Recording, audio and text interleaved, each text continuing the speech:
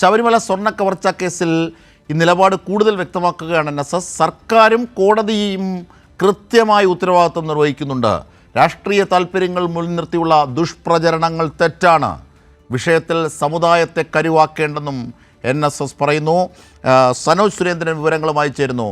സനോജ്, ഇവിടെ റജി ലൂക്കോസ് അടക്കം നിരീക്ഷിച്ച കാര്യങ്ങളിൽ വലിയ അർത്ഥത്തിൽ കോൺഗ്രസിൻ്റെ മലക്കം മറിച്ചിൽ വലിയ ചർച്ചയാകുന്നൊരു ഘട്ടമുണ്ട്. എങ്ങനെയാണ് കോൺഗ്രസ് ഈ ഘട്ടത്തിൽ മലക്കം മറിയുന്നതിലേക്ക് പോകുന്ന ഇതിലുള്ള നിലപാട്? ഇങ്ങനെയൊക്കെ ഇരിക്കുമ്പോഴാണ് SITയുടെയും കോടതിയുടെ മേൽനോട്ടത്തിലുള്ള അന്വേഷണത്തെയും ഒപ്പം സർക്കാർ നിലപാടുകളെയും എല്ലാം ശ്ലാഘിച്ച് പിന്തുണച്ചൊരിക്കൽ കൂടി NSS രംഗത്തെത്തുന്നത്, അല്ലേ സനോജ് സുരേന്ദ്രൻ?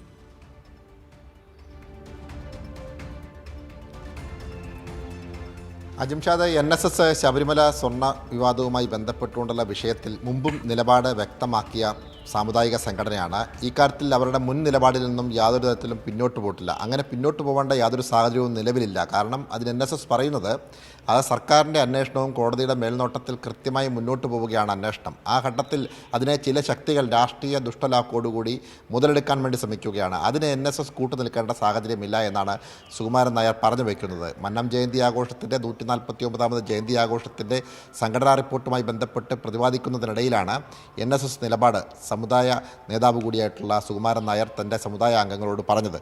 അദ്ദേഹം പറയുന്നത് ഈ കാര്യത്തിൽ ചിലർക്ക് രാഷ്ട്രീയ താല്പര്യങ്ങളുണ്ട്. ചിലർ ആ തരത്തിലുള്ള ദുഷ്ടപ്രചരണങ്ങൾ മുൻനിർത്തിയാണ് ഇത്തരത്തിലുള്ള പ്രചരണങ്ങൾ സംഘടിപ്പിക്കുന്നതിന്. അതിന് NSS അനുകൂല നിലപാട് സ്വീകരിക്കേണ്ട സാഹചര്യമില്ല. NSSന് ഈ കാര്യത്തിൽ കൃത്യമായ നിലപാടുണ്ട്. ഈ വിഷയത്തിൽ സർക്കാർ കൃത്യമായ അന്വേഷണം നടത്തിയാണ് മുന്നോട്ട് പോകുന്നത്. എന്തെങ്കിലും വീഴ്ച ഏതെങ്കിലും ഘട്ടത്തിൽ ഉണ്ടാവുകയാണെങ്കിൽ അപ്പോൾ NSS നിലപാട് കൂടുതൽ വ്യക്തമാക്കുമെന്നും അദ്ദേഹം പറയുന്നുണ്ട്. നിലവിലിപ്പോൾ ഈ അന്വേഷണത്തെ തള്ളിപ്പറയേണ്ട യാതൊരു സാഹചര്യവും ഇല്ല എന്ന് തന്നെയാണ് NSS പറഞ്ഞു വയ്ക്കുന്നത്. അജിംഷാദ്.